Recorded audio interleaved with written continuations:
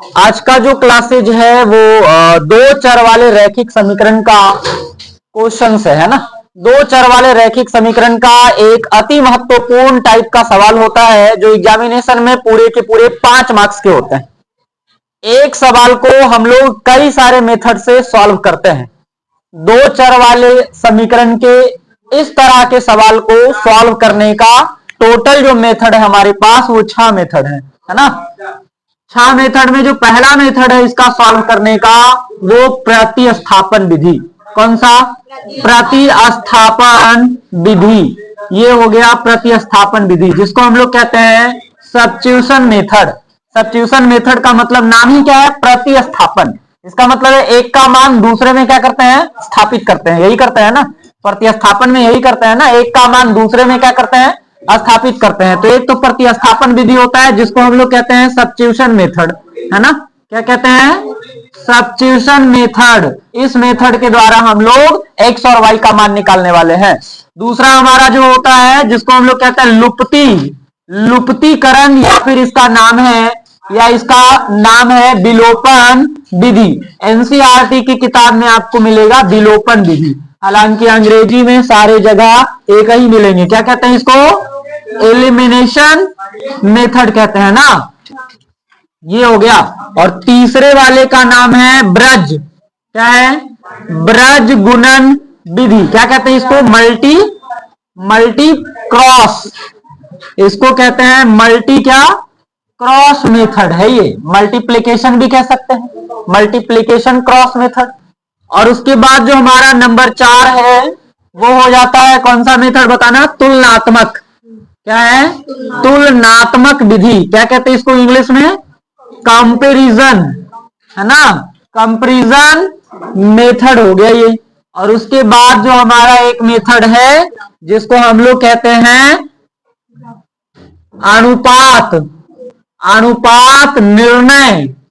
अनुपात निर्णय विधि। It mean ratio क्या? रेशियो मेथड भी बोल सकते हैं, रेशियो मेथड। और नंबर 6 जो है हमारा वो क्या है? ग्राफीय विधि। इसको कहते हैं ग्राफिकल मेथड। ना केवल एग्जाम बल्कि आपके लिए अति महत्वपूर्ण सवाल है ना। यदि कोई भी एग्जामिनेशन देते हैं बाय द वे आगे 10th आफ्टर 10th तो भी इस तरह का सवाल दिया हुआ होता है। और यहां से हम लोग x और y का मान क्या कर सकते हैं? निकाल सकते हैं इतने सारे मेथड से। तो हम लोग प्रयास करते हैं कि प्रतिस्थापन विधि से कैसे बनेगा, लुप्तीकरण से, ब्रज गुणन से, तुलनात्मक से, अनुपात निर्णय से एंड फाइनली क्या? ग्राफीय विधि से। टोटल 6 मेथड है। तो पहला मेथड जो हम लोग अप्लाई करने वाले हैं वो कौन सा होगा? प्रतिस्थापन विधि। ध्यान से देखिए सब लोग।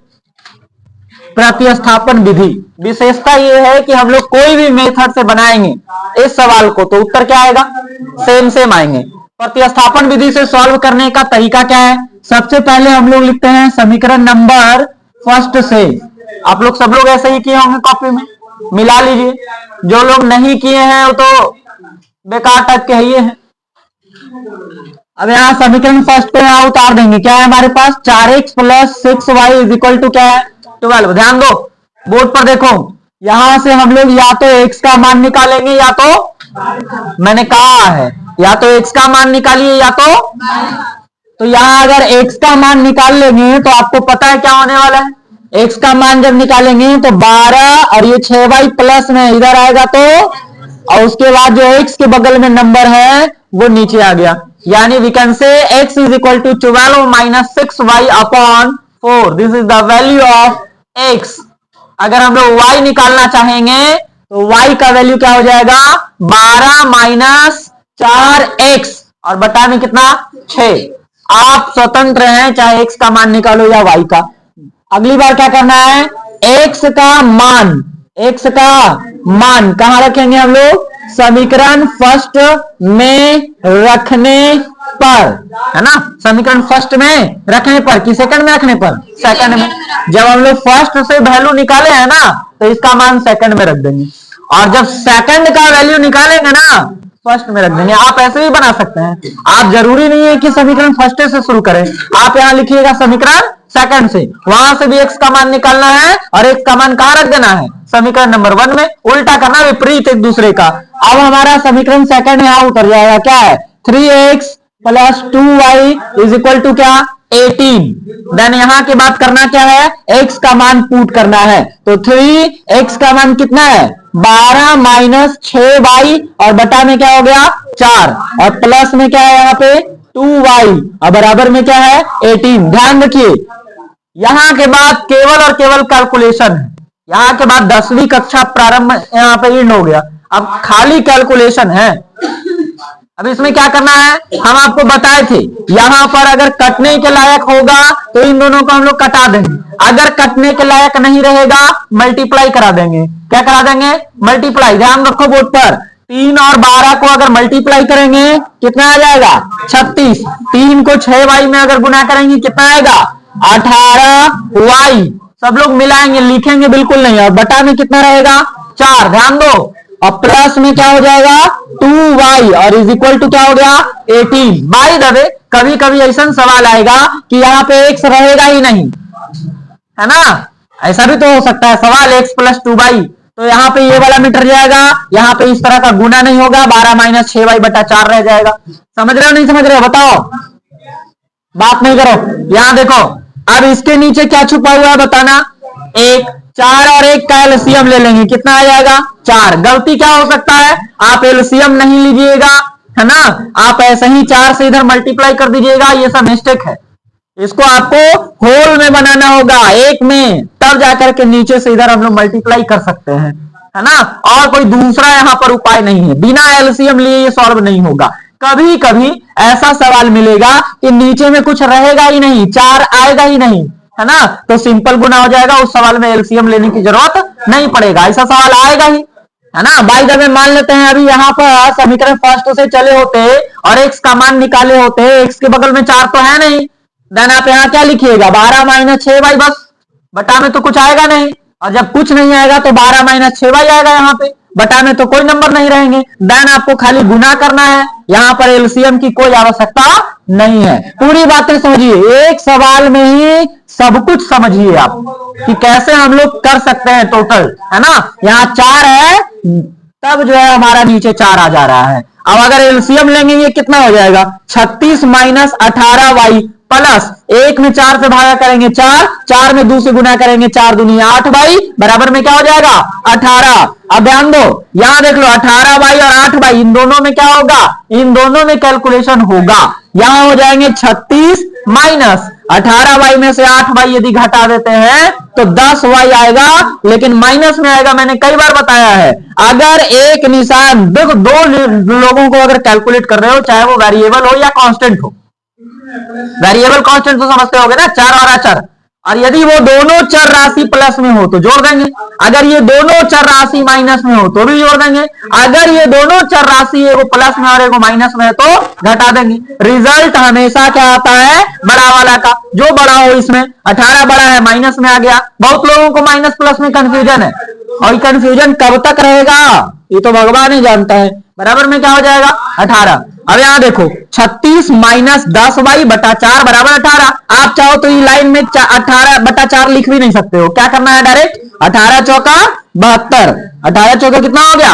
अब हमारे पास देख लो ये 10y माइनस में यहां आ जाएगा, है ना। अब क्या हो जाएगा 72, ये 36 तो हमारा प्लस में है, इधर आ जाएगा क्या हो जाएगा माइनस में हो जाएगा।